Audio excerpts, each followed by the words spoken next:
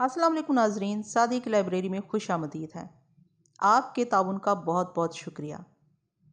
اس سے پہلے کہ میں بازیگر کی اگلی قسط کا آغاز کروں، آپ سب لوگوں سے درخواست ہے کہ جو لوگ میرے چینل پر نئے ہیں وہ جلدی سے میرے چینل کو سبسکرائب کر لیجئے، کیونکہ یہاں پر میں لے کے آؤں گی آپ کے پسندیدہ مصنفین کی بہترین تحریریں۔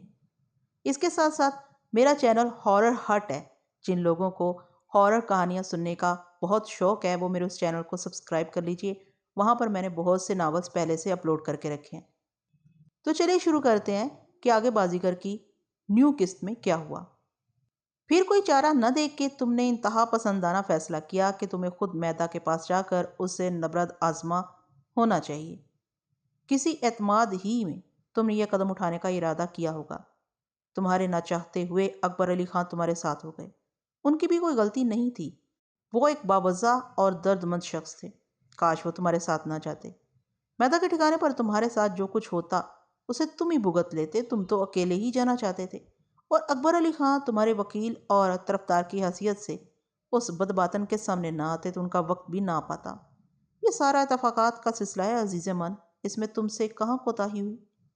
کوتاہی تو میری ذات کی ہے ڈاکٹر صاحب، میں کبھی ایسا نہیں چاہتا، مگر جانے کیا ہو جاتا ہے۔ میری آواز بھر آ گئی۔ لوگ مر جاتے ہیں، گھر برباد ہو جاتے ہیں، ایک جگہ نہیں کتنی جگہ یہی کچھ ہوتا رہا ہے۔ آپ نے اکبر علی خان کا گھر نہیں دیکھا، میں نے دیکھا ہے۔ کوئی مثالی گھر ہی ایسا ہو سکتا ہے، کیسے خوش و خرم زندگی کی امنگیں لیے ہوئے لوگ، شائستہ علم دوست، ایک دوسرے پر مر مٹنے والے، لوگوں کے کام آنے والے، بار بار وہ گھر سامنے آ جاتا اور میری آنکھیں بہت جلتی ہیں۔ کہتے ہیں بعض لوگوں کے قدم ہی میں انہی لوگوں میں ہوں۔ ہاں کیا فضول بات کرتے ہو؟ اس نے مجھے جھڑک دیا، پھر دھیمے لہجے میں بولا، یہ لغو گوئی تم سے مطابقت نہیں رکھتی۔ تم ایک سچے اور بہادر نوجوان ہو۔ تم نے کب کسی کا برا چاہا تھا؟ وہ تو کڑی سے کڑی ملتی گئی، اور جس کی وجہ لازماً تم نہیں تھے۔ تمہارا مقابل تو ایک دوسرا آدمی تھا، وحشی، جنونی۔ یہی افسوس ہے کہ ایسے نیچ کو تو کتوں کے آگے ڈالنا چاہیے۔ میں سوچتا تو بڑی حیرت ہوتی ہے، وہ کتنا بڑا بہروپیہ تھا، صرف اپنے آپ سے واسطہ رکھتا تھا، کسی طور سے صحیح، اسے اپنی بالادستی سے غرض تھی۔ میری تائید و تردید سے کیا فرق پڑتا تھا، وہ ٹھیک ہی کہہ رہا تھا۔ مجھے جانا چاہیے۔ یکایک اسے بے کلی سی ہوئی۔ اس نے دستی گھڑی دیکھی اور بولا، چند مریض دیکھنے انتظار کر رہے ہوں گے، تم یہاں بیٹھنا چاہو تو بیٹھو، مجھے واپس آنے میں 1-1.5 گھنٹہ لگ سکتا ہے۔ صبح آنے والے پولیس آفیسر سے میں نے کہا تھا کہ وہ تفصیلات سے آگاہ کرنے کے لیے ایک بار پھر زحمت کرے۔ آئی جی کی ہدایت پر صبح وہ بہت کم وقت کے لیے آیا تھا، کسی بھی وقت وہ دوبارہ آ سکتا ہے۔ لیکن اب کیا، جزیات سے کیا دلچسپی؟ مجھے تو تمہارا خیال تھا، شکر ہے سچ شرمندہ نہیں ہوں۔ وہ صوفے سے اٹھ گیا تھا، میں بھی کھڑا ہو گیا۔ تم جا رہے ہو؟ اس نے بزرگانہ تیور سے پوچھا۔ جی ڈاکٹر صاحب، میں نے مؤدب لہجے میں کہا۔ ہاں یہی ٹھیک ہے، ادھر بھائی کے پاس جاؤ اور دیکھو، اسے ابھی کچھ نہ بتانا۔ اس کے پاس موجود اپنے ساتھیوں کو بھی تاکید کر دینا۔ میں دوپہر آنے کی کوشش کروں گا۔ یوں اب ایسی ضرورت بھی نہیں، وہ تیزی سے صحت کی طرف مائل ہے۔ تم بھی اب اپنا بار کم کرو، یہ شانے سیدھے کرو۔ دروازے سے نکلتے ہوئے بولا، تمہارے دوسرے ساتھی کو بھی رات تک کمرے میں ٹھہرنے کی اجازت دی گئی تھی، لیکن میں سمجھتا ہوں اب ان کا میدا کے ٹھکانے پر واپس جانا مناسب نہیں۔ کمرے میں رات کو صرف ایک نگہدار مریض کے ساتھ رہ سکتا ہے۔ آپ بے فکر ہیں، وہ کسی سرائے ہوٹل میں ٹھہر جائیں گے، 1-2 روز کی بات ہے۔ وہ سوچنے لگا، پھر بولا، ان دونوں کے لیے اسپتال ہی میں کوئی انتظام کرنا چاہیے۔ کیا نام بتایا تم نے ان کا؟ جامو اور زورا، میں نے نیچی آواز سے کہا۔ اڈے ہی کے لوگوں کے نام معلوم ہوتے ہیں۔ وہ پھیکی مسکراہٹ سے بولا، میرا خیال ہے وہ اب اس طرف کا سوچیں گے ہی نہیں۔ ان کا جو سامان اسباب وہاں رکھا ہے اس پر ہاتھ ڈالے۔ میدا کے علاقے میں بڑی کشیدگی ہوگی، پولیس سارے شہر میں پھیلی ہوئی ہے، وہاں تو چپے چپے پر ہوگی۔ اور ہاں، ان سے کہنا وہ آج باہر نہ نکلیں۔ بیگم اکبر علی خان کے جنازے پر جانے کیسے حالات ہوں، حالانکہ اس سے بدتر کیا ہوگا جو گزشتہ دنوں ہو چکا ہے۔ اسپتال کی مرکزی عمارت کے استقبالی وسیع و ریز ہال میں مجھے چھوڑ کے وہ ہاتھ ہلاتا ہوا ایک جانب چلا گیا۔ کچھ دیر میں وہیں کھڑا رہا۔ اب گنتی کے چند سپاہی وہاں نظر آتے تھے۔ اسپتال کے اندرونی حصوں میں بھی ان کی تعداد نہ ہونے کے برابر رہ گئی تھی۔ سورج آسمان کے وسط میں پہنچ چکا تھا۔ جامو، زورا اور بٹھل کمرے کے باہر راہدری کے سائے میں کرسیوں پر یوں بیٹھے ہوئے تھے جیسے اپنے گھر کے کسی گوشے میں۔ کرسیوں کے سامنے رکھی بیضوی میز بسکٹوں، پھلوں کی تشتریوں اور چائے کی پیالیوں سے بھری تھی۔ اسپتال کے مخصوص نئے دھلے ہوئے لباس میں بٹھل خاصا تر و تازہ نظر آ رہا تھا۔ پہلے زورا نے مجھے دیکھا اور بے قرار ہو گیا۔ ہے اپنا راجہ بھائی، وہ نعرہ لگاتے ہوئے اٹھا اور آدھے راستے میں مجھے جا لیا اور بے تحاشا گلے سے لپٹ گیا۔ ابھی کدھر سے دادا؟ اتنی دیر ہو گئی۔ ڈاکٹر صاحب نے روک لیا تھا۔ میں نے اس کے جوش و خروش کا ساتھ دینے کی کوشش کی۔ بٹھل بھائی بھی تو بہت ٹھیک لگتے ہیں، ایک دم فٹ فاٹ، پیچھے مافک لگتا ہی نہیں، اتنے دن بستر سے چپکا پڑا تھا۔ دیکھا نہیں رہے؟ وہ چہک کے بولا۔ چند قدم بعد ہم ان کے پاس پہنچ گئے۔ زورا سبززار سے میرے لیے کرسی اٹھا لایا، پہلے مجھے بٹھایا پھر خود بیٹھا۔ ڈاکٹر رائے کے پاس سے میرے آنے کے بعد بٹھل کو ایک سوال کی تکرار کا عرضہ ہو گیا تھا کہ ڈاکٹر نے اس کے بارے میں کچھ نیا تو نہیں کہا ہے۔ میں نے حسب معمول اسے مطمئن کرنا چاہا کہ ڈاکٹر نے اطمینان ظاہر کیا ہے اور 1-2 روز بعد چھٹی کر دی جائے گی۔ 1-2 دن کیوں؟ وہ خشونت سے بولا۔ میری بجائے جامو نے رسانی سے کہا، ٹھیک ہے استاد، اپنی کون سی گاڑی چھوٹ رہی ہے سالی؟ کوئی سوچ سمجھ کے ہی ڈاکٹر بولتا ہوگا، اس کو مریض پاس اٹکائے رکھنے کا شوق نہیں ہوگا۔ بٹھل کی پیشانی سکڑ گئی اور وہ مجھے گھورتے ہوئے بولا، تیرا منہ کیوں پھولا ہوا رے؟ میرا جسم اکڑ گیا۔ مجھے کیا ہوا؟ ہاں راجہ بھائی، زورا نے بسختہ بٹھل کی ہم نوائی کی۔ ماں قسم، ہم کو بھی تھوڑا کھچا ہوا بندھا ہوا لگتا ہے، بولو کیا بات ہے؟ کچھ نہیں، میں نے چڑ کے کہا۔ کیا بات ہوتی؟ انہیں مجھ پر یقین نہیں آیا۔ تینوں کی نظریں مجھ پر منڈل آنے لگی تھی اور مجھے خود کو چھپانا مشکل ہو رہا تھا۔ ڈاکٹر نے کچھ بولا؟ ٹھیک ٹھیک بول، بٹھل نے دھمکتی اور شک بھری آواز میں پوچھا۔ اپنے کو فرق نہیں پڑتا؟ نہیں پڑتا تو کیوں قرید کیوں کر رہے ہو؟ میں نے ناراضی سے کہا، کیا سمجھ رہے ہو تو میں جھوٹ بول رہا ہوں؟ شام کو وہ آئے تو خود پوچھ لینا اور کاغذ پر دستخط کروا لینا۔ آدمی کا اپنے ہاتھ پر، اپنی زبان اور حرکات و سکنات پر قابو ہو سکتا ہے، لیکن چہرے کے آتے جاتے رنگوں پر اختیار کے لیے بہت مہارت اور قدرت چاہیے۔ ہر دان اور ذہین آدمی میں شک کی ایک خوبی یا حامی بدرجہ اتم ہوتی ہے۔ میں ڈاکٹر کے پاس سے آ رہا تھا، میرے غبار آلودہ چہرے سے بٹھل کے سر میں وہم و گمان کل بلانے چاہیے تھے۔ میرا دماغ بھٹکا ہوا تھا اور بٹھل کی دلجوئی کے لیے کوئی شافی عذر نہیں سوچ رہا تھا، مگر جامو بلا کا معاملہ فہم تھا۔ بات بدلنے کے لیے اس نے مجھے چائے کی پیشکش کی۔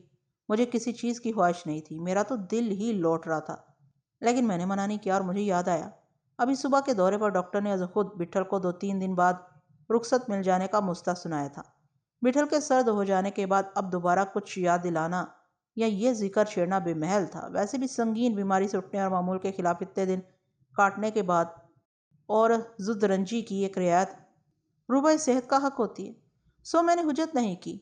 ٹیکوزی سے ڈھکی کیتلی سے جامو نے میرے لیے اہتمام سے چائے بنائی اور زورا نے بسکٹ کی تشتری آگے رکھ دی۔ بٹھل کا تکدر دور کرنے کے لیے مجھے کچھ اسی قسم کے مثبت رویے کا تاثر دیتے رہنا چاہیے تھا۔ میرے آنے سے پہلے جامو کلکتے کی رودات سنا رہا تھا۔ زورا کے اشتیاق پر اسے بات جاری رکھنے کا بہانہ مل گیا۔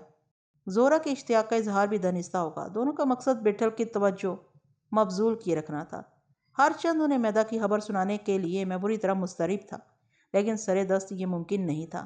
میں چونکہ ان کے درمیان موجود نہیں تھا، اس لیے جامو نے مختصر طور پر پس منظر سے مجھے آگاہ کیا۔ اس نے بتایا، کولکتے میں سنگھا نامی نوجوان ایک روز اڈے پر وارد ہوا اور اڈے سے وابستگی کی درخواست کی۔ جے پور کا وطنی تھا، صاف ستھرا، شکل و صورت میں اچھا بھلا، قد میں اٹھا، جسم کا ٹھکا ہوا، ہاتھ پیر کا مضبوط، تیوروں میں بانکا، کم گفتار اور کچھ الگ الگ کھویا کھویا نظر آتا تھا۔ جامو نے قبولیت میں عجلت نہیں کی، کئی دن تک اچھی طرح دیکھا بھالا پرکھا اور چاقو پر گرفت اور بل کی آزمائش کے بعد حامی بھر لی۔ عشرے کے قریب گزرا ہوگا کہ ایک رات سونا گھاچی کے بازار کے چودھری کا قاصد ہانپتا کانپتا اڈے آیا اور دہائیاں دی کہ کانتا بائی کے بالا خانے میں سنگھا نے ادھم مچایا ہوا ہے۔ معلوم ہوا جب محفل گرم تھی اور حسن و جمال میں بے مثال دور دور تک مشہور نینا رقص کر رہی تھی کہ سنگھا نے بالا خانے میں داخل ہو کے نینا کو آغوش میں بھر لیا اور بدسلوکی کی۔ اسے روکنے کی کوشش کی گئی تو اس نے چاقو نکال لیا اور محفل میں موجود شائقین کو دھمکی دی کہ وہ سارے وہاں سے چلے جائیں۔ نینا صرف اس کی ہے اور آج کے بعد کسی کے سامنے گائے گی نہ ناچے گی۔ عام لوگ کانتا بائی کے بالا خانے کا رخ کم ہی کیا کرتے تھے کہ صاحبان ثروت ہی نینا کی دلربائی اور عشوت رازی کے متحمل ہو سکتے تھے۔ محفل میں اس وقت شہر کے بااثر لوگ موجود تھے۔ سنگھا کی چاقو نمائی پر وہ آگے پیچھے فرار ہو گئے اور ان میں سے کسی نے بالا خانہ سے اترتے ہی پولیس کو مطلع کر دیا۔ بازار کے چودھری نے پولیس کی بجائے اڈے کی طرف قاصد بھیجا تھا کہ یہ بٹھل کے اڈے کا معاملہ تھا اور سنگھا کا تعلق اڈے سے ثابت ہو چکا تھا۔ ادھر سنگھا کی دیوانگی بڑھتی گئی، وہ نینا کو ساتھ لے جانا چاہتا تھا۔ اس کی دست درازی سے नाजुक अंदाम नैना ऐसी दहशत ज़दा हुई कि बेहोश हो गई। अड्डे के आदमी पहुंचने से पहले पुलिस बालाखाने पहुंच गई। बड़ी मुश्किल से सिंघा को काबू में किया और साथ ले गई। 3-4 दिन बाद जामू की सिफारिश पर सिंघा को छोड़ दिया गया। जामू उसे अड्डे ले आया और सूरज गुरूब होने से पहले शहर से निकल जाने और दोबारा अपनी सूरत न दिखाने का हुक्म दिया। जवाब में सिंघा ने चाकू खोल लिया। जामू के कहने के मुताबिक उसने मुमकिना पहलू तही की और कहा कि अड्डे पर और भी चाकूबाज हैं, पहले वो उनसे पंजा आजमाई करके हौसला निकाल ले, ज़रूरत पड़ी तो जामू भी सामने आ जाएगा। जामू ने जुमरू को उसके आगे खड़ा कर दिया था, लेकिन सिंघा ने जामू की पेशकश कमज़ोरी पर महमूल की और कहने लगा कि वो तो अब अड्डे की चौकी हासिल करना चाहता है। जामू ने बहुत उसकी हरजत सराई बर्दाश्त की। सिंघा नहीं माना और ललकारता रहा तो जामू को उलझना पड़ा और नतीजा वही हुआ जो होना चाहिए था। ज़्यादा वक्त सरफ नहीं हुआ। जामू ने 3-4 फेरों में सिंघा को तही दस्त कर दिया और फर्श से उसका चाकू उठाकर और उसकी तरफ उछाल के एक और मौका देना चाहा, लेकिन सिंघा ने चाकू गिरफ्त में नहीं लिया, बल्कि ठोकर मारकर जामू ही की तरफ लौटा दिया और सर झुकाए अड्डे से निकल गया। जामू के इशारे पर जुमरू ने उसके पीछे जाके कुछ रुपए उसकी जेब में डाल दिए थे कि वापसी के सफ़र के लिए उसके पास ज़्यादा हो ना हो। सिंघा ने एक नज़र जुमरू को देखा और जेब से रुपए निकाल के सड़क पर फेंक दिए और आहिस्ता कदमों से दूर होता रहा। जुमरू ने फिर उसका ताकुब नहीं किया। अड्डे के आदमियों ने समझ लिया था कि सिंघा का किस्सा तमाम हो गया है। रात की अभी इब्तदा थी। अड्डे पर किसी ने आके इतला दी कि कांताबाई के बालाखाने पर खून हो गया है। जामू ने सूरत-ए-हाल जानने के लिए फौरन आदमी दौड़ाए। एक हजूम वहाँ मौजूद था और शोर मचा हुआ था। पुलिस ने इलाके का मुहासरा कर रखा था। अड्डे के आदमियों को अंदर जाने से रोक दिया गया। मालूम हुआ कि 1 नहीं 3 खून हुए हैं। बात को यानी शाहिदों ने बताया कि सूरज गरूब हो चुका था और बालाखाने में मौजूद हर कोई रात की बज़म आराई के एहतमाम में मसरूफ़ था। साजिंदे आ चुके थे, शमें रोशन की जा रही थीं और लड़कियां सज बन रही थीं। नैना भी तैयार हो रही थी। अचानक सिंघा बालाखाने में नमूदार हुआ। साजिंदों ने मुज़ाहिमत की। सिंघा उन्हें धकेलता हुआ अंदर बढ़ता गया। पहले कांताबाई से उसकी मुठभेड़ हुई। कांता ने शोर मचाना शुरू किया था कि सिंघा की ज़रब से दूर जा पड़ी। सिंघा नैना के पास पहुंच गया और साथ चलने की आजिज़ी की। फिर चाकू निकाल के कहा कि नैना नहीं मानी तो वो उसे ख़त्म कर देगा। नैना ने इधर उधर छुपने के जतन किए। दूसरी लड़कियों के पास पनाह हासिल करना चाहिए, लेकिन सभी का बुरा हाल था। नैना का बाजू पकड़ के बाहर ले जाने के लिए सिंघा पलट गया था कि कांताबाई फिर मुजाहिम हो गई। सिंघा ने चाकू चलाकर उसे दूर किया और करीब ही कहीं से चादर उठा के नैना का जिस्म ढांपने की कोशिश की और मचलती फड़फड़ाती नैना उसके कब्जे से निकलने में कामयाब हो गई। वो सीधी दूसरे कमरे की तरफ भागी और दरवाज़ा बंद किया चाहती थी कि सिंघा वहां पहुंच गया और अंदर कमरे में जाकर उसने दरवाज़ा बंद कर लिया। कुछ देर नैना की सिसकियां सुनाई देती रहीं, फिर खामोशी छा गई। खासी देर बाद पुलिस दरवाज़ा तोड़ के कमरे में दाखिल हुई तो दोनों खून में लथपथ पड़े थे। दोनों ख़त्म हो चुके थे। उस रात जामू और अड्डे के कई लोगों को थाने तलब कर लिया गया। रात भर तफ्तीश होती रही, मगर ये महज खानापुरी थी। जामू के पास सिंघा के बारे में पुलिस को मुतमईन रखने के लिए ज़्यादा कुछ नहीं था। सुबह कज़ब के वक़्त उन्हें अड्डे वापस जाने की इजाज़त मिल पाई। सिंघा का लाशा मुर्दाखाने में रख दिया गया। कोलकाता में कोई इसका पुरसाने हाल नहीं था। पहले जयपुर, फिर पटियाला पुलिस से कलकत्ता पुलिस के रब्ते के नतीजे में सिंघा के क्वाइफ मालूम हो सके कि उसके मोहतरम और मुअज़्ज़ज़ बाप का ताल्लुक जयपुर ही से है, लेकिन एक अरसे से वो पटियाला के महाराजा के दरबार में अहम मनसब पर फाइज है। सिंघा उसका इकलौता बेटा था। बड़े नाजो नम में उसकी तरबियत हुई थी। जिस्मी कसबल और हरबी फ़नून के साथ उसे अला तालीम भी दी गई थी। एक रोज़ महाराजा के दरबार में रक़्स सरूद की महफिल बर्पा करने के लिए कोलकाता से मदऊ की जाने वाली नैना की एक झलक देख के सिंघा होशो हवा से बेगाना हो गया। उसने दोबारा नैना के दीदार करने की बड़ी तगोदो की, लेकिन कांताबाई का ताइफा महाराजा का खास मेहमान था। रसाई मुश्किल थी। पटियाले में ताइफे का क़याम चंद रोज़ था। सिर्फ एक ही रात महाराजा की इशरतगाह में नैना को अपनी आवाज़ और रक़्स के कमालात पेश करने का शर्फ हासिल हो सका। पटियाले से कोलकाता पुलिस को इतलात मिली कि नैना के वापस जाने के बाद सिंघा अपने मुतलकीन के लिए अजनबी सा हो गया था और एक दिन किसी को कुछ बताए बगैर वो घर से निकल गया। बाप और उसके ज़ेरे असर कारिंदे कुर्बो जवार में जगह जगह से ढूंढते रहे। माँ उसके गम में पलंग से लग गई। जाने कितनी रकम सिंघा के पास थी, क्यास है कुछ ज़्यादा नहीं। कोलकाता आके उसने सोना घाची का रुख किया और कई रातें तवातुर से कांताबाई के बालाखाने जाता रहा और उसके पल्ले से पैसे ख़त्म होते गए। एक रात वो पहले की तरह नज़र नहीं गुजार पाया तो सभी का रवैया तब्दील हो गया। उसने कांताबाई से नैना की बात की तो उसे धुतकार दिया गया और बालाखाने पर उसका दाखिला ही ममनू करा दे दिया गया। उसके बाद ही सिंघा ने अड्डे का रुख किया था। जामो दिलगीर आवाज़ में सिंघा की रुदात सुना किया। سبھی چپ ہو گئے۔ دیر بعد زورا تل ملاتی آواز میں بولا، یہ کیا ہے دادا؟ بٹھل گہری سانس کھینچ کے رہ گیا۔ یہ آدمی ایک دم ایسا الٹام کیوں ہو جاتا ہے؟ ہو جاتا ہے رے، بٹھل منمناتے ہوئے بولا۔ وہی اپن بولتا ہے، ایسا کیسے؟ تجھ کو کوئی ملتا تو ایسا نہیں بولتا، جامو نے چپڑتی آواز میں کہا۔ تو کیا جانے گا؟ اپن کے مستق میں نہیں آتا قسم سے، زورا مچل کے بولا۔ ابھی ماں باپ اور سارا گھر چھوڑ کے، اس کا تو گھر بھی بڑا تھا، پڑھا لکھا بھی تھا، کس بات کا کمتائی تھا اس کو؟ ابھی ایک بات کی کمی تھی اس کو، پڑھائی لکھائی، بڑا گھر، دھن دولت، سارا دھرا رہ جاتا ہے۔ جامو نے تمتماتی آواز میں کہا۔ کبھی ایک آدمی جب سامنے کو آ جاتا ہے، جان پڑتا ہے وہی ہے، بس وہی اسی کی کمی تھی، تو سمجھو وہی دنیا ہوتا ہے، پھر کچھ اور دکھائی نہیں دیتا، وہی دنیا، وہی جان مال، اپنا آپ بھی دکھائی نہیں دیتا پھر تو۔ ایسا؟ زورا معصومانہ تعجب سے بولا اور سر پر انگلی گھماتے ہوئے کہنے لگا، یہ تو تھوڑا پھریلا ہونے والا بات لگتا ہے اپن کو۔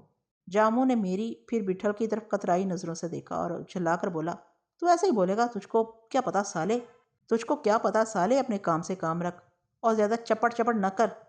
جامو کو جھنجھلائے لہجے سے زورا کی سمجھ میں جلد ہی آ گیا کہ سامنے میں بیٹھا ہوں اور میری موجودی میں یہ ذکر بلاغت سے تجاوز کر رہا ہے۔ وہ پشیمان سا ہو گیا، لیکن میں اس سادہ دل کا ہدف نہیں تھا، میں خود جو ہدف پر موجود تھا، اور بارہا میں نے خود کو بھی یہی کچھ باور کرانے کی کوشش کی تھی۔ سیورن اتنی دیر سے کہاں غائب تھی؟ اچھا ہوا کہ اس نے آ کے سبھی کو منتشر کر دیا۔ اس وقت اس کی آمد سے مجھ سمیت ان تینوں کی بھی تشفی ہوئی تھی۔ سیورن اپنی رو میں لپکتی ہوئی آئی تھی، مجھے دیکھ کے ٹھٹک سی گئی اور پلکیں چھپکانے لگی۔ تم کب آئے؟ ابھی کچھ دیر پہلے ہی، میں نے مسکرانا چاہا۔ سب ٹھیک تو ہے؟ اس نے تذبذب سے پوچھا۔ ڈاکٹر رائے کے پاس سے میں کسی تازہ افتاد کا بال لیے ہی واپس آتا رہا تھا۔ میں نے آنکھیں میچ کر اسے تسلی دی تو اس کے چہرے پر روشنی سی بکھر گئی۔ اس نے بٹھل سے کمرے میں چلنے کی استدعا کی۔ بٹھل کے پس و پیش پر اس نے کوئی لحاظ نہیں کیا۔ چلیں اب اٹھ جائیں، اس کے لہجے سے ناز برداری عیاں تھی۔ اس نے اسی پر اکتفا نہیں کیا، بٹھل کا ہاتھ تھام کے اسے اٹھا دیا۔ مورت اس کی نہیں ہے بس، بٹھل کو زری کی یاد آ رہی تھی۔ اس کے تیور بھی یہی کچھ تھے۔ چل رہی، وہ صبر ڈالتے ہوئے بولا، کسی معمول کی طرح سیورن کے ساتھ کمرے میں چلا گیا۔ جامو اور زورا بھی اس کے پیچھے اندر جانا چاہتے تھے، میں نے انہیں روک لیا۔ کچھ وقت بعد جب مجھے یقین ہو گیا کہ سیورن نے بٹھل کو بستر پر دراز کرا دیا ہوگا، میں نے ان سے بیٹھ جانے کو کہا اور دھیمے لہجے میں بتایا کہ ڈاکٹر رائے کی زبانی میدہ کے بارے میں مجھے کیا معلوم ہوا ہے۔ ان پر حیرت کا ایک عالم طاری ہوا، دونوں کرسی پر سیدھے بیٹھے نہ رہ سکے۔ یہ کیا بولتا ہے راجا بھائی؟ زورا سنسناتی آواز میں بولا۔ نہیں، مجھے بھی یقین نہیں آ رہا تھا، لیکن کسی اور نے نہیں، ڈاکٹر صاحب نے بتایا، میدہ اب نہیں ہے۔ یہ کیسے؟ جامو کی آنکھیں پھیلی ہوئی تھی۔ یہ تو کیا بول رہا ہے لاڈلے؟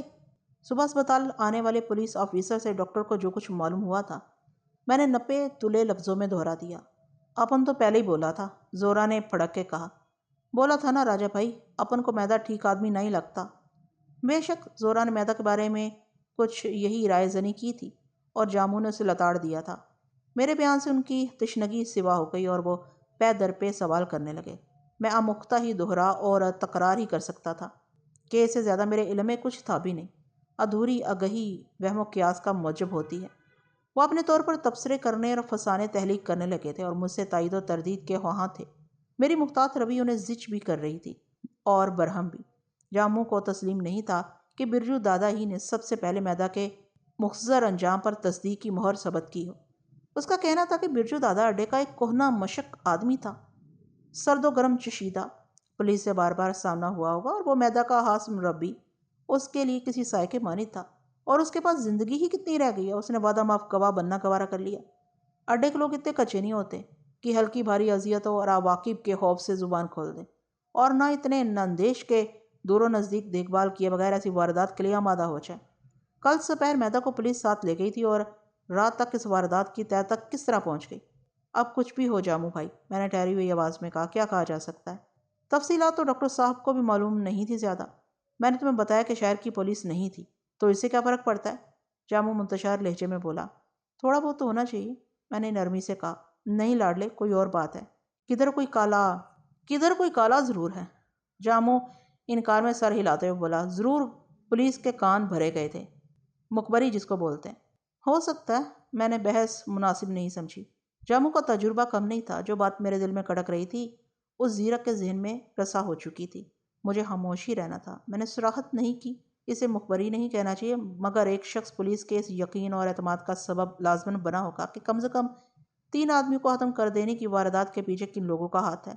اس دن جب میدا میرا چاقو لوٹانے اور اڈے سے دستکشی کی پیشکش کرنے اسپتال آیا تھا تو ڈاکٹر رائے ہمارے درمیان موجود تھا۔ میدا اسے وہاں سے ہٹا نہیں سکتا تھا اور اپنی پسپائی اور ندامت کے اظہار کا بھی وہی ایک موقع تھا۔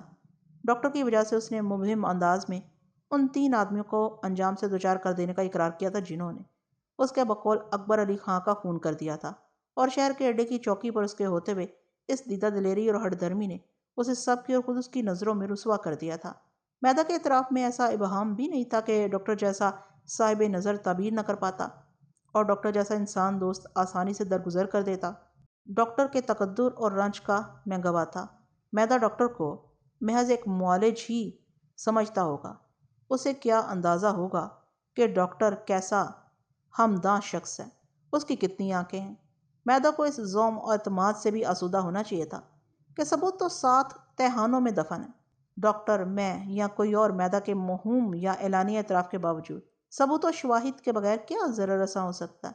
بے دلیل الزام بڑا بے وقت ہوتا ہے اور اڈے کے زوراوروں پر انگلی اٹھانے کے لیے ایک رندانہ جرت چاہیے۔ کل صبح ڈاکٹر نے گزشتہ رات آئی جی سے اپنی گفتگو کے بارے میں مجھے بتایا تھا۔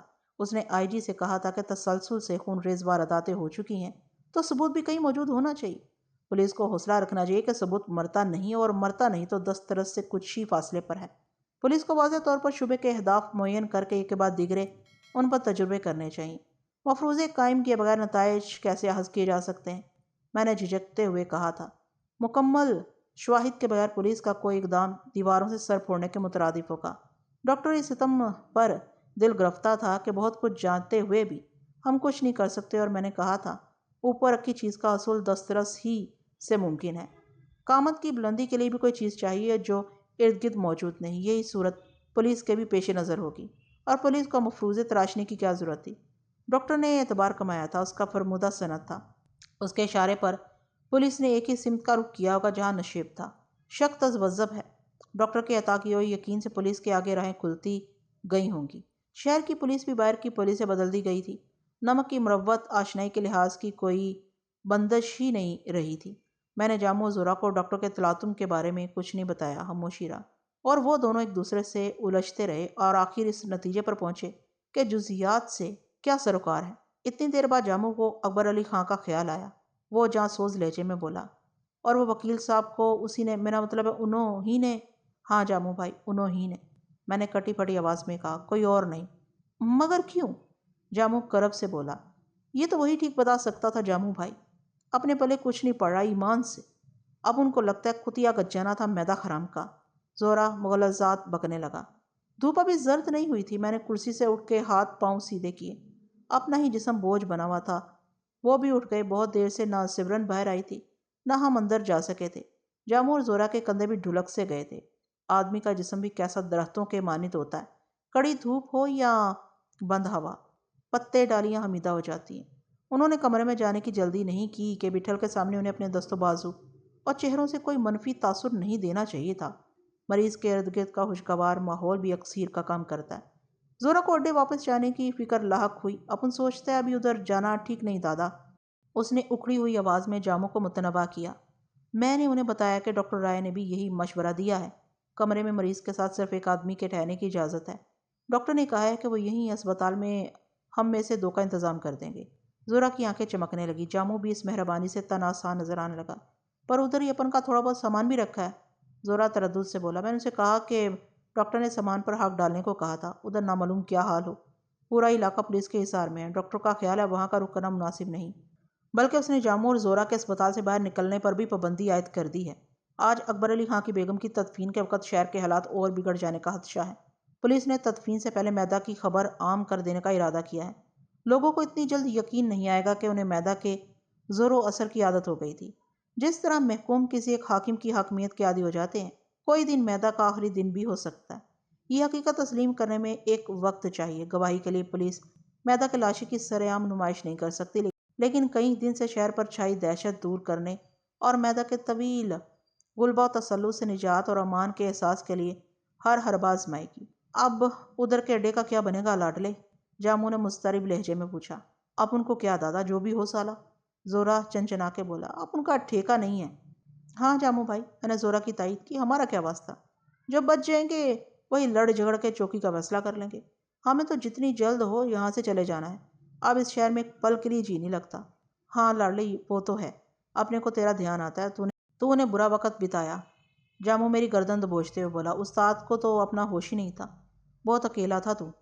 اتنا اکیلا بھی نہیں، میں نے مایوسی سے کہا، پہلے اکبر علی خان صاحب تھے، پھر اپنے ڈاکٹر صاحب، اکیلے ہونے کی بات نہیں جامو بھائی، پر یہ سارا کچھ میرا گلا روندھ گیا۔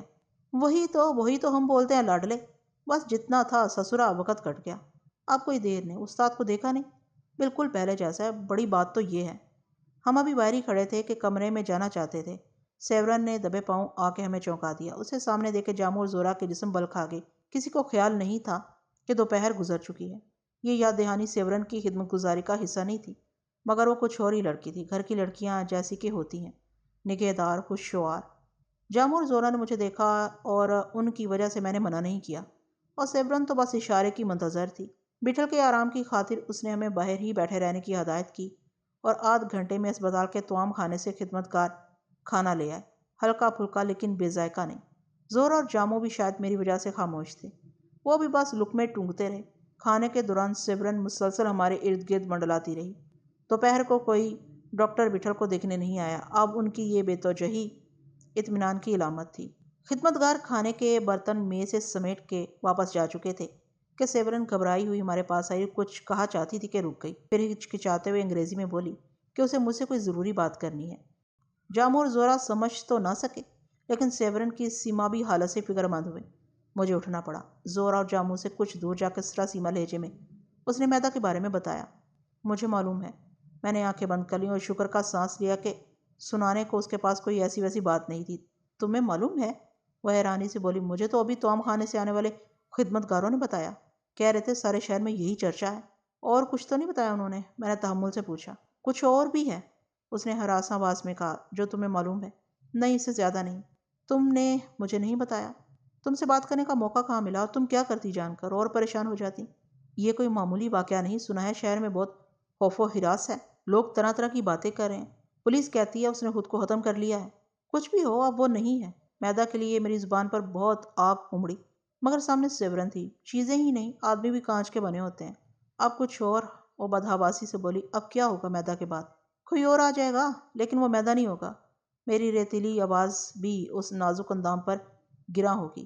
اس کے چہرے پر چھائی کشمکش دیکھ کے میں نے پرسکون لہجے میں کہا، تم کیوں پریشان ہوتی ہو؟ تمہیں تو کچھ، مجھے کیا ہوتا؟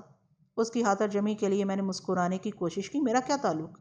سلسلہ تو تمہیں سے شروع ہوا تھا اور سمجھو اس پر ختم ہو گیا۔ مگر کیا واقعی اس نے خود کو؟ ڈاکٹر صاحب کو یہی بتایا گیا ہے۔ اس کی بے چینی دور نہ ہو سکی اور وہ کسی قدر ہیبت زدہ لہجے میں بولی، لیکن اس کے لوگ اور سب تو بہت خطرناک ہے، ایک ہی آدمی تو گیا ہے۔ ہاں وہ تو ہے، ان میں سے کچھ تو جیل چلے جائیں گے، کچھ چھوٹ جائیں گے، کچھ دل برداشتہ ہو کے شاید یا تو یہ شہر ہی چھوڑ دیں گے یا اڈا گیری کا کام۔ میدا ان کی پشت و پناہ تھا، ان کا ولی نعمت، وہ ان سے جدا ہو گیا ہے۔ میری وجہ ہے کیا؟ میں نے تندی سے کہا، لیکن وہ خطرناک ہی نہیں، پاگل بھی تو ہیں۔ تو کیا کیا جائے؟ وہ جلتی بجھتی نظروں سے مجھے دیکھا کہ کچھ تامل کے بعد شکایتی انداز میں بولی، تم سے تو اب بات کرنی بھی مشکل ہو گئی ہے۔ اس کی شکایت میں گہری اداسی تھی۔ تم سارا کچھ دیکھ ہی رہی ہو، میں کچھ کہوں؟ وہ فرش پر نظریں جماتے ہوئے بولی، کیا بات ہے؟ میں نے چونک کے پوچھا۔ تم یہیں ہو اور تم سے بات نہیں ہو پا رہی، تو لگتا ہے تم بہت دور ہو، سامنے ہو کے بھی بہت دور۔ تم بھی عجیب ہو۔ بے ارادہ میں نے اس کے بازو پر ہلکی سی دھپ لگائی۔ اس کی آنکھوں میں چنگاریاں سی لپکی، پھر آنسو چھلک آئے۔ ان لڑکیوں کے پاس آنسوؤں کی بڑی افراد ہوتی ہے۔ قریب ہی زورا اور جامو بیٹھے ہوئے تھے، وہ تیزی سے کمرے میں چلی گئی۔ اسے آواز دیتے اور اس کے پیچھے جانے کو میرے قدم بڑھے تھے، لیکن میں نے خود کو تھام لیا۔ سپہر بعد بٹھل سبززار میں آ کے بیٹھ گیا۔ سیورن نے شام کی چائے کا وہیں انتظام کروا دیا تھا۔ دوپہر کے بعد شام تھکی تھکی نظر آتی ہے، دھوپ ہے بھی نہیں بھی، یہاں دھوپ جیسے بوڑھی ہو گئی ہو۔ پھر جب سورج ساری دھوپ سمیٹ لیتا ہے اور اجالا بھی نہیں جاتا، تب شام نکھرتی ہے، اور کتنی دیر کے لیے، ادھر آئی ادھر گئی۔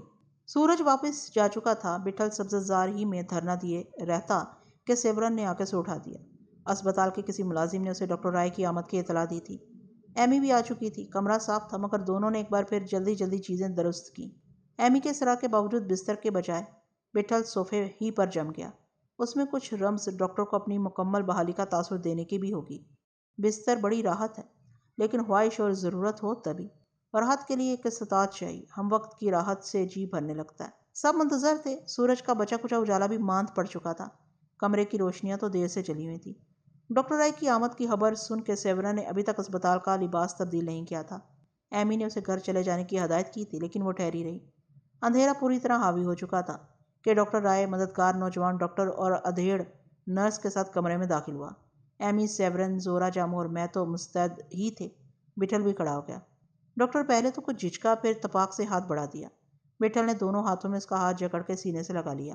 کیا استاد، کیسا لگ رہا ہے؟ ڈاکٹر نے مسکرا کے پوچھا۔ بٹھل نے ممنونیت کی نظروں سے اسے دیکھا اور زبان سے کچھ نہیں کہا۔ لگتا جانے کی بڑی جلدی ہے۔ بٹھل نے ہونٹ بھینچ لیے۔ ٹھیک ہے، دیکھتے ہیں کتنی جلدی جا سکنے کا ہے۔ ڈاکٹر نے اسے بستر پر لیٹ جانے کا اشارہ کیا۔ بٹھل نے با اکراہ تعمیل کی۔ میں، زورا اور جامو باہر چلے آئے۔ کمرے کا دروازہ کھلا ہی رہا۔ 10-12 منٹ سے اوپر نہیں ہوئے ہوں گے کہ ڈاکٹر باہر آ گیا۔ دروازے کے پاس ہم تینوں کھڑے ہوئے تھے۔ زورا اور جامو نے اسے سلام کیا، دوبارہ ہاتھ باندھ لی۔ پرسوں وہ جا سکتا ہے، ڈاکٹر نے مجھے مخاطب کرتے ہوئے انگریزی میں کہا۔ مجھے ساتھ آنے کا حکم دیا۔ مجھے یقین تھا یہ کچھ ہوگا۔ اپنے ساتھی ڈاکٹر اور نرس کو ہاتھ ہلا کر رخصت کرنے کے بعد وہ سبززار میں رکھی ہوئی کرسیوں تک آ گیا۔ جامو اور زورا نے مناسب سمجھا کہ کمرے میں چلے جائیں، ہمارے ساتھ اور ہمارے سامنے نہ رہیں۔ جیسا کہ اندازہ تھا، اس نے تمہید کے بغیر کہا۔ لوگوں کو یقین نہیں آ رہا کہ میدان نے خود کو ختم کیا ہے یا وہ پولیس کے جبر و تشدد کا نشانہ بنا ہے۔ مجھے تبصرہ کرنے کی ضرورت محسوس نہیں ہوئی۔ بہرحال پولیس نے یہ اطلاع لوگوں تک پہنچانے کے لیے احتیاطاً سپاہیوں کو ساری صورتحال سے آگاہ کر دیا تھا، اور انہوں نے تلقین کی تھی کہ خود کسی قسم کی قیاسرایی نہ کریں۔ شہر کی جانب بھیجے جانے والے تازہ پولیس دستوں کو میدا کی لاش بھی دکھا دی گئی تھی کہ وہ شہادتوں کے امین رہیں۔ اچھی طرح جان لیں کہ میدا کے جسم پر تشدد کے نشانات نہیں ہیں۔ اعترافی کاغذات بھی انہیں دکھائے گئے تھے جن پر میدا کے دستخط اور انگوٹھے کے نشان ثبت تھے۔ صبح صبح آئی جی نے اکبر علی خاں کے گھر حاضری دے کے اس کے بڑے بھائی سکندر علی خاں کو تمام حقائق سے باخبر کر دیا تھا۔ تمام شہادتوں اور دستاویزات کو وہ ساتھ لے گیا تھا۔ سکندر علی خاں اپنی بھاوج کی ناگہانی کے صدمے سے نڈھال تھا۔ سوگواروں میں گھرا ہوا تھا اور تدفین کی تیاریاں ہو رہی تھیں۔ وہ آئی جی سے کیا جرا کرتا اور جرا کرنے کے لیے رہ بھی کیا گیا تھا۔ چور سے لوٹا ہوا مال برآمد ہو سکتا ہے، قاتل سے کیا برآمد ہو؟ آج جمعہ تھا۔ جمعے کی فضیلت کے خیال سے بیگم کا جنازہ اٹھانے میں تاخیر کر دی گئی تھی تاکہ نماز کا مجمع بھی شامل ہو جائے۔ سنا ہے ہر قسم کے لوگ جنازے میں شریک تھے۔ بہت بڑا ہجوم تھا۔ بیگم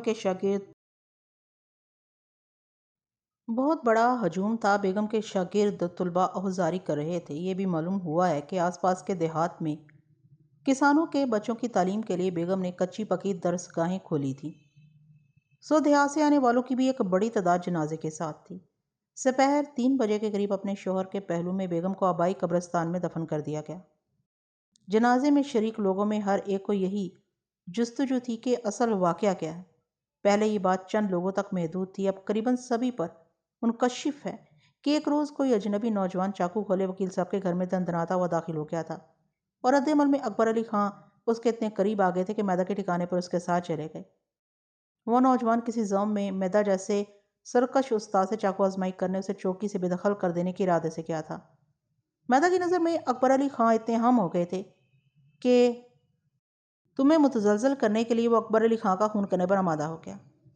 اکبر علی خاں کی کوئی مجبوری انہیں میدا کے ٹھکانے پر تمہارے ساتھ لے گئی تھی۔ وہ تمہارے کسی دباؤ میں تم سے قریب ہوئے کہ تم ایک بڑے چاقو باز ہو اور اڈوں سے تمہارا بھی تعلق ہے۔ میدا جیسا استاد اسپتال میں تمہارے قدموں پر چاقو ڈالنے اور اڈا چھوڑنے پر کیوں مجبور ہو گیا تھا؟ ظاہر ہے چیونٹیاں تو رنگنی چاہیے سروں میں۔ لوگ کہانیاں سن رہے اور کہانیاں بنا رہے ہیں۔ وہ تمہیں دیکھنا چاہتے ہیں۔ انہیں معلوم ہے کہ تم اسپتال میں ہو اور پولیس کی ہدایت پر تمہیں پہلے اکبر علی خاں اور اب اس کی بیگم کی تدفین میں شرکت سے روک دیا گیا۔ پولیس تمہاری حفاظت یا تم پر نگاہ رکھنے کی خاطر اسپتال میں تعینات کی گئی تھی۔ پولیس آفیسر بتا رہا تھا قسم قسم کی چمگوئیاں ہو رہی ہیں، اور تمہیں بتاؤں پولیس نے اب دوبارہ اسپتال میں ایک دستہ تعینات کر دیا ہے، اس کمرے کے اطراف میں۔ اب کیوں ڈاکٹر صاحب؟ بہت دیر بعد میں نے زبان کھولی۔ تم اسے دور دراز احتیاط ہی کہہ سکتے ہو۔ میرے لیے؟ میں نے تعجب سے پوچھا۔ یہی کہا جا سکتا ہے، میرے لیے تو نہیں۔ میرے لیے تو نہیں، لیکن اڈے کے سارے لوگ تو بند کر دیے گئے ہیں۔ ممکن ہے کچھ باقی رہ گئے ہوں، یہاں کے یا باہر کے۔ یاد پڑتا ہے تم ہی نے ایسا کچھ بتایا تھا۔ میدان نے باہر کے چند لوگوں سے بھی تو مدد مانگی ہوگی۔ پولیس نے ان میں سے ایک کو پکڑ لیا، ابھی 2 ایک باقی ہیں۔ اور اکبر علی خان یا بیگم کا کوئی شیدائی بھی تو پاگل ہو سکتا ہے۔ پولیس نے بہت کچھ صاف کرنے کی کوشش کیا، لیکن پولیس پر یہاں کے لوگوں کا اعتماد نہیں۔ خیر چھوڑو، وہ کسی قدر اکتائے ہوئے لہجے میں بولا۔ میں بھی نہیں سمجھتا کہ پولیس کے یہاں رہنے کا کوئی جواز رہتا۔ تم بتاؤ، رات گھر آ رہے ہو؟ تمہارے پاس 2 ہی راتیں ہیں، آج کی اور کل کی۔ آج کی اور کل کی، یہ 2 راتیں ہمارے ساتھ گزارو۔ بینا تمہیں پوچھ رہی تھی۔ میں نے کہا آج رات شاید تم آ سکو۔ کیسی ہیں وہ؟ میں نے ہمکتی آواز میں کہا۔ ٹھیک ہے، اپنے آپ میں مست، تمہارا ذکر مسلسل کرتی رہتی ہے۔ میں نے بھی کئی بار سوچا آپ کی طرف جاؤں، ان سے وعدہ بھی کر کے آیا تھا۔ ان کی تصویریں بلکہ نوادر دیکھنے کا اشتیاق ہے، اور انہیں دیکھنے کا بھی۔ وہ خود بہت یکتا اور قابل دید لڑکی ہیں۔ میری زبان بس میں نہیں رہی اور میں نے بعجلت کہا، ایک غیر معمولی عمدہ اور دلکش خاتون۔ ڈاکٹر کے ہونٹوں پر مسکراہٹ چھلک پڑی۔ اور یہی کچھ وہ تمہارے بارے میں کہتی؟ میں کہاں اور کیا ڈاکٹر صاحب، میں نے کھسیائی آواز میں کہا۔ میں اتنی عزت اور مسرت کا سزاوار کہاں؟ مجھے ان کے پاس جانا تھا، لیکن آپ تو دیکھ ہی رہے ہیں۔ ہاں، وہ سر ہلاتے ہوئے بولا۔ میں نے اسے سارا کچھ بتایا۔ تو آج تو آ رہے ہو؟ آج رات بلکہ کچھ دیر بعد؟ میں نے جھجکتے ہوئے کہا، آج رہنے نہ دیں ڈاکٹر صاحب، کوئی مصروفیت؟ بس ڈاکٹر صاحب، طبیعت تو ٹھیک ہے؟ جی بالکل۔ میرا جسم اکڑ گیا۔ ان پے در پہ واقعات سے متاثر ہونا چاہیے۔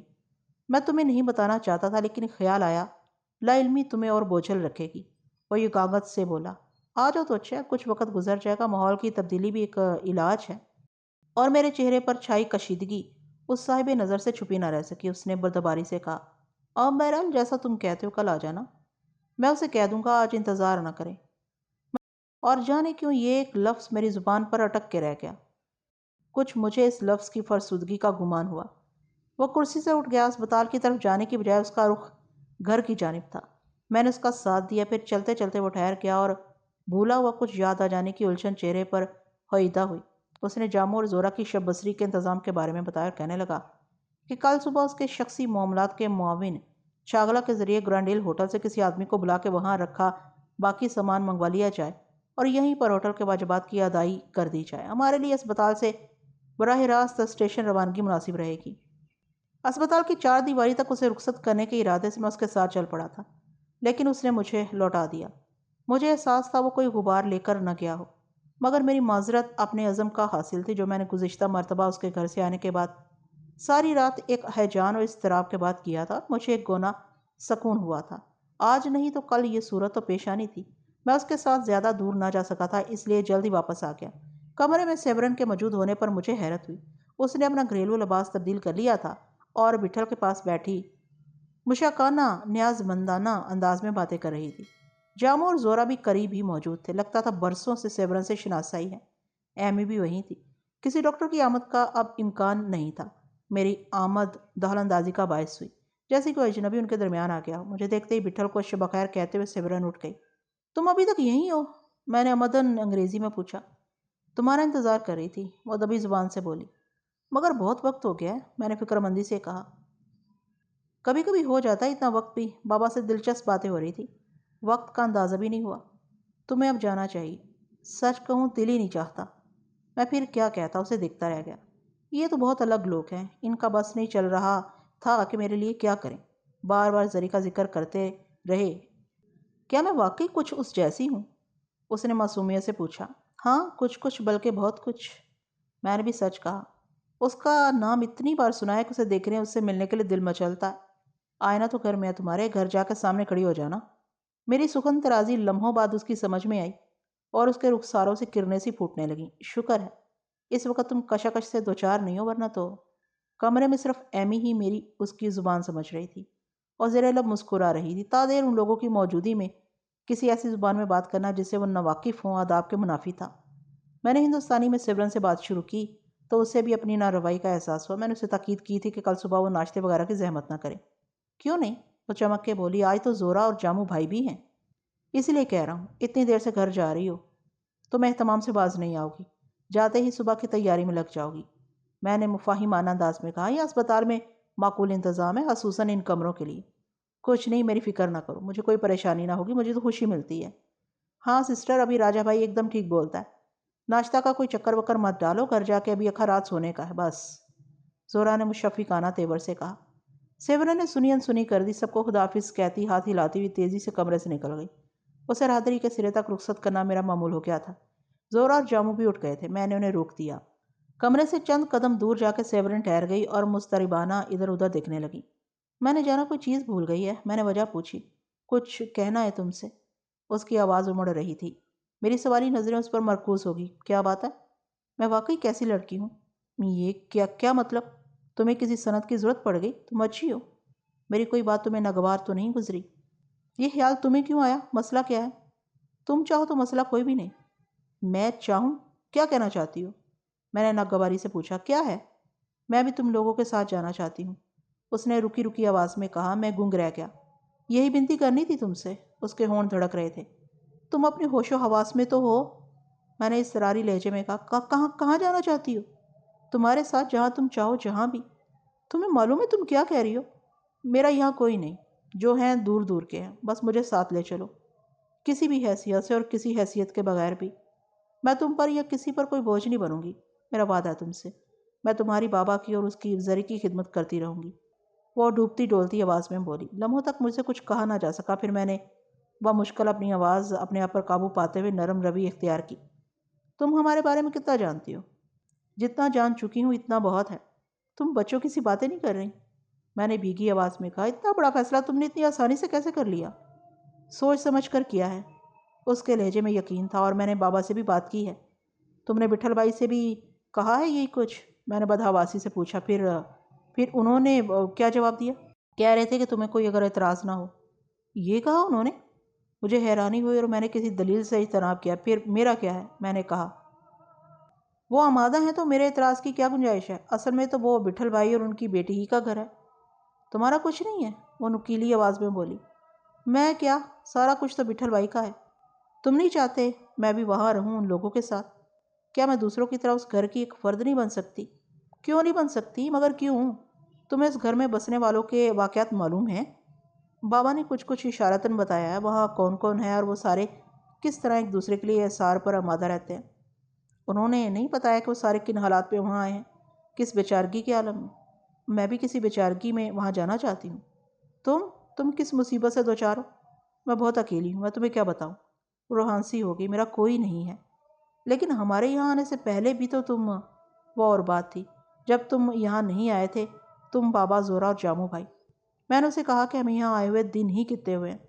बेशतर बिठल हवा से बेगाना रहा और दरमियान में अनहोने सानीहे पेश आते रहे। इन दिनों में जो कुछ उसे देखना, सुनना और सहना पड़ा, उसने कभी तसव्वुर न किया होगा। अड्डे, चाकू, पुलिस और खून। और मैंने कहा, उसे क्या मालूम है? खानम, निसा और सलमा, हैदराबाद से मुनीर अली का ख़ानदान, जैसलमेर से फ़रोज़ा और यास्मीन आसनसोल से, और खुद जरी की सजाब से गुजर के उस पनागाह तक पहुँच पाई है। उन सब का वहाँ इकट्ठे हो जाना एक इतफाक़ या मजबूरी है? सेवरन की क्या मजबूरी है? वो तो एक मुनज़्ज़म ज़िंदगी गुजार रही है, नहायत मोहतरम और मुक़द्दस पेशे से वाबस्ता है। यहाँ उसका घर है, ये गलियाँ महल्ले, यहाँ के मौसमों की वो आदी है। मैं गवाह हूँ उससे डॉक्टर राय का सलूक किस कदर मरीबाना है। सभी उसकी इज़्ज़त करते हैं और वो कोई आम नर्स नहीं। इन ख़ास कमरों में उसकी तैनाती है अपने काम में महारत और मुस्तैदी ही के सबब से। नई जगह तो नहीं होती है। जरी की हवेली तो एक चार दीवारी है। उस चार दीवारी में बेशक उन सितम रसीदगाह ने इज़्ज़त और आफियत की एक दुनिया आबाद कर ली है। ये भी वाक़या है कि वहाँ सब एक दूसरे का एहतराम करते हैं और एहसान और इसार के लिए आमादा रहते हैं। लेकिन वो और दुनिया है, यहाँ से कोई मुताबिकत नहीं है। मैंने उससे और भी बहुत कुछ कहा, मगर उसने अज़म कर रखा था। कहने लगी कि उसने पहली मरतबा ऐसे लोग देखे हैं जो दूसरों से बहुत मुख्तलिफ हैं। दरिया दिल, इरादों के पुख्ता, तहफ़्फ़ुज़, तवानाई और सलामती की अलामत। उनके पास बहुत छाँव है। उन्हें देख के एहसास हुआ कि वो तो बड़ी घुटी हुई ज़िंदगी बसर करती रही है। वो तो बहुत हरीस, बदनिगाह और सौदागर लोगों में घिरी रही है। वक्त पर किनारे हो जाने, आंखें चुरा जाने वाले लोग। अस्पताल में तरह तरह के मरीजों से उसका वास्ता पड़ता रहा है। उनमें से बेशतर उसे साथ ले जाने की कोशिश करते रहे। किसी ने उसके दाम पूछे, किसी ने उसकी कीमत लगाई, किसी ने अपने राजमहल की जीनत बनाना चाहा, किसी ने दुनिया भर की आसाइश फराहम करने के दावे किए। औरत शायद मर्द से ज़्यादा हसास और निगाह शनास होती है। वो क्या बताए किस तरह उसने अपना दामन बचाए रखा है। सेवरन ने रुंधी हुई आवाज़ में बताया कि उसकी माँ है नबा, रिश्ते की एक मेहरबान चची, अपना घर छोड़ के उसके घर आबसी है, उसी की दुसरात के लिए। कहने लगी कि वो डॉक्टर बनना चाहती थी। اور یقیناً بن جاتی، لیکن کوئی بھی ساتھ نہ رہا تو اس نے اپنا ساتھ بھی چھوڑ دیا، اس نے خود کو ترک کر دیا۔ پر یہ زندگی کتنی ہی بیگانہ ہو، آدمی کھینچے دھکیلے جاتا ہے، وہ کہہ رہی تھی۔ اس نے تکرار کی کہ ہمارے یہاں آنے کے بعد اسے کسی دریچے کے کھل جانے کا گمان ہوا، کوئی دریچہ کھل گیا ہو جیسے، اور تازہ ہوا اور روشنی در آئی ہو۔ اس کے ویران کدے میں کمپلیسی پھوٹنے لگی اور بچھڑے ہوئے خواب اس کے پاس لوٹ آئے۔ میں نے بہت کچھ کہنا چاہا، لیکن میرے پاس ادعا میں کوئی خامی تھی، یا اس کا ارادہ میری دلیلوں سے زیادہ توانا تھا۔ کہنے لگی کہ کیا اس نے واقعی کوئی بڑی ناروا بات کہی ہے جو امکان سے باہر ہے؟ کیا میرے تقدر کا سبب یہ ہے کہ دوسروں کی طرح اسے کوئی حادثہ یا سانحہ پیش نہیں آ سکا ہے؟ وہ بے بسی اور محرومی کے اس پیمانے پر پوری نہیں اترتی جو ہم نے زری کی حویلی میں داخلے اور سکونت کے لیے مقرر کیا ہے، یا وہ ان کی طرح نہیں جو وہاں موجود ہیں؟ وہ کوئی غیر لڑکی ہے، کوئی اچھوت ہے۔ میرے کہنے کے مطابق وہ ایک چار دیواری ہے، لیکن زندہ تو نہیں ہے۔ اس کے وہاں چلے جانے سے کچھ منتشر ہو جانے کا اندیشہ ہے، اور کیا اس زندہ سے واپسی کا کوئی راستہ نہیں؟ کہنے لگی کیا آدمی سبھی کچھ وہی ہوتا ہے جو نظر آتا ہے؟ اس کا دمکتا رنگ، چمکتی آنکھیں، خوش رفتاری، خوش گفتاری، یہ نظم و ضبط، سلیقہ شعاری، کسی صلاحیت کیے ہوئے خوف کا مال بھی تو ہو سکتی ہے۔ آدمی کو کبھی غصہ بھی تو آنا چاہیے۔ وہ اونچی آواز میں بات کرنے کو ترس گئی ہے۔ پیشہ ورانہ خوش حلقی تو کوئی جبر ہے یا بے حسی؟ آدمی کا سب سے بڑا دکھ خواب دیدگی کے باوجود خوابوں سے محرومی ہے۔ میں نے ہاتھ اٹھا کر اسے روک دیا۔ خدا کے لیے اتنا مت کہو، میں نے التجا کی۔ میں شاید وضاحت نہیں کر پا رہا ہوں۔ مجھے بتاؤ، تم نے میری یا بٹھل بھائی کی وجہ سے یہ فیصلہ کیا ہے؟ تم چھاؤں کی بات کرتی ہو تو ہم وہاں کب اور کتنا رہ پاتے ہیں؟ ہم تو مستقل سفر میں رہتے ہیں، اور سفر میں کیوں رہتے ہیں یہ تمہیں کیا معلوم ہے؟ کچھ بابا نے مجھے بتایا ہے، وہ گھٹی ہوئی آواز میں بولی۔ تمہیں کچھ بتایا ہے انہوں نے؟ میں نے حیرت سے پوچھا۔ کیا کیا بتایا ہے؟ یہی کہ تمہیں کسی کھوئے ہوئے کی تلاش ہے۔ وہ اداسی سے بولی۔ تمہارا کام بس یہی رہ گیا ہے، میری دعا ہے کاش وہ تمہیں جلد مل جائے۔ لیکن اس کا یہ مطلب کہاں ہوتا ہے؟ تمہاری مراد برانے کے بعد تم وہ نہیں رہو گے جو تم ہو۔ تمہارے سائے اور روشنی میں کمی ہو جائے گی، تمہارا دل تنگ ہو جائے گا، تم تو اور سائے دار اور توانا ہو جاؤ گے۔ میں نے اسے غور سے دیکھا۔ وہ ایک خوش اندام لڑکی، شاخ نازک کی طرح، جس کا سراپا رنگ شفق کو نقش و نگار تراشیدہ۔ وہ کیسی باتیں کری؟ کسی نے سچ کہا ہے، آدمی تو اپنے دروں سے شکیل و جمیل ہوتا ہے۔ سامنے کے یا نظر آنے والے مظاہر کی دل فریبی کو باطنی اوصاف تو اچھا کر دیتے ہیں۔ جو آئینے کا شیوا ہے وہی آنکھ کا۔ آئینے کو کتنا نظر آتا ہے اور آنکھ کی رسائی کس قدر ہے، اصل جوہر ندیدہ ہے۔ ترشیدہ فکر، شہابی چمپئی خیال، جذبہ و احساس کی خشک آمدی، نرمی و نازکی اور فراوانی اور گونا گونی، سراپا تو تبھی مکمل سمجھنا چاہیے۔ بختیار میرا جی اسے سینے سے لگا لینے کو مڑا، لیکن پھر میں ٹھٹک کے رہ گیا۔ ہم کمرے کے باہر کچھ فاصلے پر کھڑے تھے۔ اسپتال کے اس حصے میں بہت سکون ہوتا تھا، اور اس وقت تو چہل پہل نہ ہونے کے برابر تھی۔ سوئی سوئی سی روشنی ہر طرف چھائی ہوئی تھی۔ رات کی خاموشی میں ہریالی کو بھی جیسے گویا مل جاتی ہے، لگتا تھا سرگوشیاں کر رہی ہو۔ میں نے کچھ کہنا چاہا، نہ کہہ سکا، خاموش کھڑا اسے دیکھتا رہا۔ لمحے گزر گئے، پھر میں نے تھپکتی آواز میں سے ٹوکا، گھر جاؤ، اب دیر بہت ہو گئی ہے۔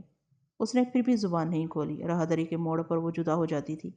وقت گزر جانے کی وجہ سے مجھے دور تک اس کے ساتھ جانا چاہیے تھا، لیکن اس نے مجھے روک دیا، اور جاتے وقت اس کی گرا خاطری کا مجھے شدت سے احساس ہوا۔ سو اس کی دلدہی کے لیے میں نے فرمائش کی، سنو، وقت ملے تو صبح ناشتے میں ذرا سے میٹھے چاول لیتی آنا، زیادہ بالکل نہیں۔ میرے لہجے میں یقیناً کسی استحقاق کی آمیزش تھی۔ وہ پھر رک گئی اور اس کی آنکھیں ہمکنے لگیں، اس کی آنکھوں میں ستارے چمکنے لگے۔ تمہیں پسند ہیں؟ بس ایسے ہی، میں نے مسکرانے کی کوشش کی۔ اچھے لگتے ہیں، اب تو دن ہو گئے۔ میری تدبیر کارگر ہوئی، اس کی رفتاری بدل گئی، جیسے تیرنے لگی ہو یا اڑنے۔ کمرے میں وہ تینوں میرے منتظر تھے، مجھے دیکھ کے بے چین سے ہوئے، لیکن کوئی سوال نہیں کیا۔ بیٹھل بستر پر نیم دراز تھا، جامو اور زورا اس کی پائنٹی بیٹھے ہوئے تھے۔ زورا اس کے پیر دبا رہا تھا۔ صوفے پر میرے بیٹھ جانے کے بعد بیٹھل نے رکساتی آواز میں پوچھا، کچھ بولی نہیں تجھ سے؟ ہاں، میں نے سر جھٹک کے کہا۔ الٹی کھپڑیا کی ہے، تو نے کیا بولا؟ تمہارے بعد میں کیا کہہ سکتا تھا، میں نے ترشی سے کہا۔ نہیں مانتی، اس واسطے تجھ پہ ڈال دیا تھا، تو ہی اس کی بولی میں سمجھائے گا، وہ تو بڑا مان کرتی ہے۔ ٹھیک ہے استاد، زورا مچل کے بولا، ابھی ایک کے بڑھنے پہ کیا ادھر ادھر ہو جانے کا ہے۔ بہت پیاری ہے استاد، جاموں نے برفتگی سے تائید کی۔ ادھر ان سبھی جیسی لگتی ہے، قسم سے ان سے بچھڑی ہو جیسے۔ وہ جو بولتے ہیں نا، ایک کو اٹھاؤ دوسرے کو بٹھاؤ۔ بٹھل کی پیشانی تنگ ہو گئی، اس نے کچھ نہیں کہا۔ مجھے بھی خاموشی ہی بہتر لگی۔ ایمی نے کسی خدمت گار کے ذریعے اسپتال کے توام خانے سے رات کے کھانے کا انتظام کر دیا تھا۔ بٹھل بھی شریک ہو گیا۔ مناسب ہی کھانا تھا۔ کھانے کے بعد تازہ ہوا کے لیے وہ باہر آ کے بیٹھ گئے۔ ہلکی ہلکی بوندا باندی کی وجہ سے مینڈک اور جھینگر فیل مچانے لگے تھے۔ بارش کا پانی سبزے کی سب سے مرغوب غذا ہے۔ ہر سو تیز مہک اٹھنے لگتی ہے۔ خوشبو کے بھی شاید رنگ ہوتے ہیں۔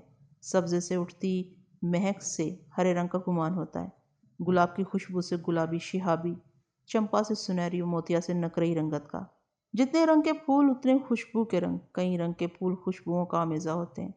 عطر مجموعہ۔ ہم سائبان میں بیٹھے تھے۔ سائبان میں بارش کا لطف ہی کچھ اور ہوتا ہے۔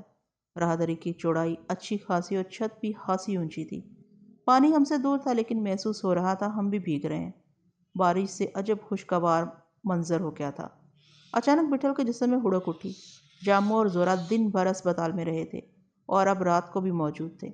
جاموں کے بقول میدہ استاد زخمی ہو جانے کی وجہ سے نہ سکا تھا، لیکن اڈے کے دوسرے لوگوں کے نہ آنے پر بٹھل کو کھٹکنا چاہیے تھا۔ کل اول پہر اس سے پچھلے دن بٹھل کے پاس آ کے میدہ کی شدائیت کا حال ہم نے دیکھا تھا۔ کیسا بچھا بچھا جاتا تھا۔ بٹھل سے اپنی پرانی نیازمندی کا ذکر بار بار کرتا تھا۔ کچھ یہی کیفیت برجو دادا کی تھی۔ میدہ زخمی تھا تو اڈے کے دوسرے آدمی اس کی نیابت میدہ کی جانب سے معذرت کرنے اور بٹھل سے اپنی لگاوٹ کا اظہار کرنے آ سکتے تھے۔ ادھر اسپتال میں دن بھر ٹکے رہنے کا جواز تو جاموں اور زورا کے پاس موجود تھا کہ ڈاکٹر رائے کی نوازش خسروانہ ہے، لیکن اب رات کو اسپتال کے سخت قواعد کے خلاف وہ ٹھہرے ہوئے تھے اور کمرے میں مزید صرف ایک بستر کی گنجائش رکھی گئی تھی۔ اتنا وقت گزر جانے کے بعد اب کہیں ان کے جانے کے آثار نظر نہیں آتے تھے۔ بٹھل نے میدہ کے نہ آنے کی وجہ جاننے کی بجائے ختمی انداز میں کہا، الٹا ہو گیا رے حرام کا جنا۔ جاموں اور زورا چونک پڑے۔ وہ کیا جواب دیتے؟ ہاں استاد، لگتا تھوڑا سا الٹا سیدھا ہو گیا۔ میدہ استاد تو خیر آج نہیں آ سکتا تھا، لیکن دوسرے لوگ برجو دادا۔ جاموں نے اسے مطمئن کرنے کی کوشش کی۔ سیدھا بول رے، بٹھل بگڑ کے بولا۔ ہم لوگ تو تم کو پتہ ہے سویرے سویرے وہاں سے نکلے تھے، پیچھے ادھر کوئی چکر ہوا تو کیا بول سکتے ہیں؟ جاموں نے بظاہر سادگی سے کہا۔ بٹھل کے چہرے سے ظاہر تھا اسے یقین نہیں آ رہا ہے۔ اس کی نظر زورا پر گئی اور زورا کی بے نیازی سے اسے اندازہ ہو گیا کہ زورا بھی جاموں ہی کی زبان بولے گا۔ میرے جی میں آیا آج نہیں تو کل اسے سارا کچھ معلوم ہو ہی جانا ہے۔ کل صبح بھی میدہ یا اڈے کا کوئی اور آدمی اس کی عیادت کو نہیں آئے گا اور اسپتال سے چھٹی ملنے تک زورا اور جاموں یہیں رہیں گے۔ لیکن میں کہاں سے شروع کرتا؟ اتنا بتانے سے کہ میدہ اب اس دنیا میں نہیں ہے۔ کل تک وہ بے شک ہر طرح چوکس یہاں بیٹھا ہوا تھا، پر اب وہ کبھی نہ آ پائے گا اور فی الحال اس کے قریب ترین ساتھیوں میں سے کوئی بھی۔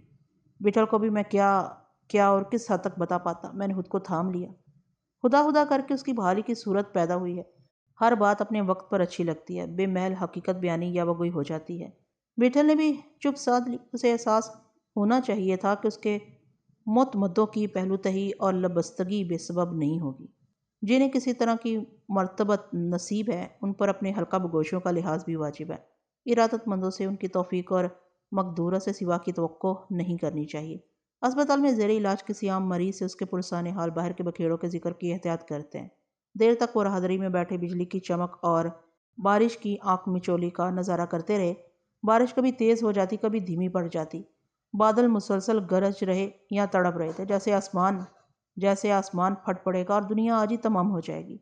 یوں دنیا تو روز ہی تمام ہوتی ہے، آدمی کے لیے تو اسی دن ختم ہو جاتی ہے جب وہ دنیا سے چلا جاتا ہے۔ رات گئے جاموں اور زورا کو نرس ایمی انہی خاص کمروں کے حصے میں واقع خالی کمرے میں لے گئی۔ بالکل اسی طرز کا کمرہ جہاں بٹھل کو رکھا گیا تھا، کشادہ، روشن اور ساز و سامان سے آراستہ۔ معلوم ہوا جاتے وقت ڈاکٹر رائے ایمی کو ہدایت کر گیا تھا۔ یہ کیسی اللہ ظرفی، کس درجے کی خوش خلقی تھی کہ اسے دور افتادگاں جاموں اور زورا کی شب بسری کا خیال رہا۔ اس نے کسی ایسی ویسی جگہ کی بجائے یہ خاص کمرہ تفویض کیا۔ ایمی کے فراہم کیے ہوئے مریضوں کے مخصوص کپڑے پہن کے جاموں اور زورا بھی مریض نظر آنے لگے تھے۔ ایمی شوخی سے کہنے لگی، اب بس انجیکشن کے لیے تیار ہو جاؤ۔ کچھ وقت ان کے پاس بیٹھ کے میں ایمی کے ساتھ اپنے کمرے میں واپس آ گیا۔ دواؤں کا اثر ہوگا، جلد ہی بٹھل کی آنکھ لگ گئی تھی۔ مجھے نیند نہیں آ رہی تھی۔ ایمی کا تو کام ہی شب بیداری کا تھا۔ اپنے چھوٹے موٹے کاموں سے نمٹ کے میرے پاس صوفے پہ آ کے بیٹھ گئی۔ دیر تک چپ رہی، پھر سرگوشی میں بولی، جا رہے ہو میری جان؟ میں نے کہا جانا تو کبھی تھا ہی، حسرتی لہجے میں کہنے لگی کچھ دن اور رک جاتے۔ میں نے کہا یہ بھی بہت دن ہو گئے، اب اور رکنے کو مت کہو، جتنے دن ہم یہاں رہیں گے کچھ نہ کچھ ہوتا رہے گا، بہتر ہے جلد سے جلد ہم یہاں سے چلے جائیں۔ برائی ہوئی آواز میں بولی بہت یاد آؤ گے، خداوند جانتا ہے تمہیں دیکھ کے لگتا ہے کوئی کھویا ہوا مل گیا ہے، آئے دن یہاں طرح طرح کے لوگ آتے ہیں اور چلے جاتے ہیں، ان کی صورتیں بھی یاد نہیں رہتی، لیکن تم جیسے لوگوں کے ساتھ وقت گزارنے کا یہ پہلا تجربہ ہے، تم تو نقش چھوڑ کے جا رہے ہو۔ پھر بچوں کے سے لہجے میں پوچھنے لگی کہ کیا کبھی وہ مجھے یاد آئے گی؟ میں کیا جواب دیتا؟ میں نے کہا بالکل نہیں۔ وہ کھلکھلا پڑی، مجھے بازو میں سمیٹ لیا اور میرا ہاتھ آنکھوں سے مسک کرنے لگی، پھر کیا ہوا کہ رونے لگی۔ دنیا میں لوگ بہت برے ہوتے ہیں تو اچھے بھی بہت ہوتے ہیں۔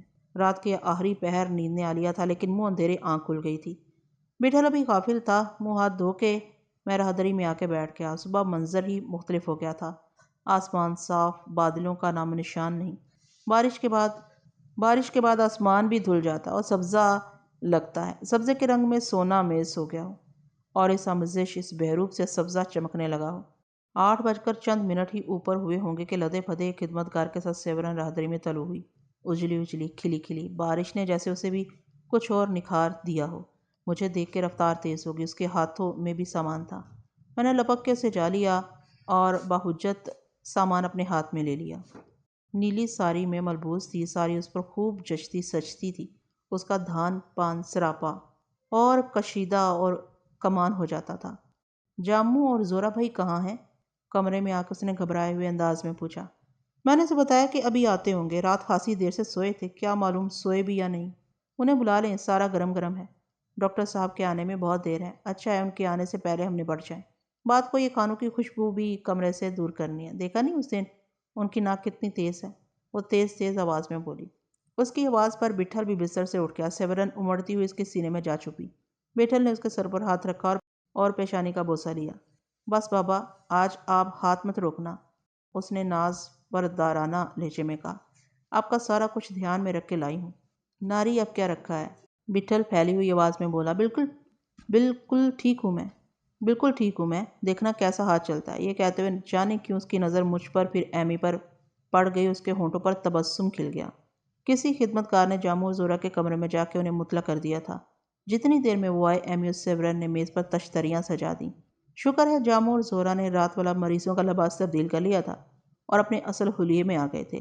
ناشتے کے اہتمام میں سیورن شاید رات بھر جاگتی رہی ہو، مگر چہرے پر رت جگائی کے آثار مطلق نہیں تھے۔ خوشی میں آدمی پر تھکن ایسی طاری نہیں ہوتی، خوشی بھی تو نیند کے نشے کے مانند ہے۔ میٹھے چاولوں کا ڈونگا اس نے چپکے سے میز طرف کھسکا دیا۔ خاصی توجہ سے چاول پکائے گئے تھے، دانہ دانہ الگ تھا، جیسے دانہ دانہ الگ پکایا گیا ہو۔ میٹھا بھی بس میٹھے کی حد تک تھا، چاولوں پر غالب نہیں آیا تھا۔ اسے معلوم تھا کہ بالائی سے لطف دوبالا ہو جاتا ہے۔ بالائی بھی وافر تھی، عورتیں چاہے کتنی زندگی کے دیگر معاملات میں فعال اور سرگرم ہوں، گھر اور گھریلو امور سے ان کی نسبت طبعی ہوتی ہے۔ چھوٹی چھوٹی پوریاں، ترکاری، انڈے کا حلوہ، ٹوسٹ، مکھن، شہد، میدے کی نمکین اور میٹھی ٹکیاں وغیرہ، جانے کیا کیا، البتہ گوشت کی کوئی چیز نہیں تھی۔ جاموں اور زورا بار بار ستائش نظروں سے سیورن کو دیکھتے تھے اور اس کے رخساروں پر لالی بکھر جاتی تھی۔ ٹھیک 10 بجے ڈاکٹر کی آمد ممکن ہوئی۔ کمرہ بالکل صاف تھا، ایمی اور سیورن نے تمام کھڑکیاں کھول دی تھیں اور تیز پنکھا چلا دیا تھا کہ کسی قسم کی مہک باقی نہ رہے۔ ڈاکٹر رائے کے ساتھ 2 نوجوان ڈاکٹروں کے علاوہ گورا ڈاکٹر بھی تھا، وہ پہلے بھی یہاں آ چکا تھا۔ ڈاکٹر کو اشارہ کرنے کی ضرورت نہیں پڑی۔ میں، جاموں اور زورا اسے دیکھتے ہی کمرے سے نکل گئے اور راہدری میں کرسیوں پر بیٹھنے کی بجائے کھڑے رہے۔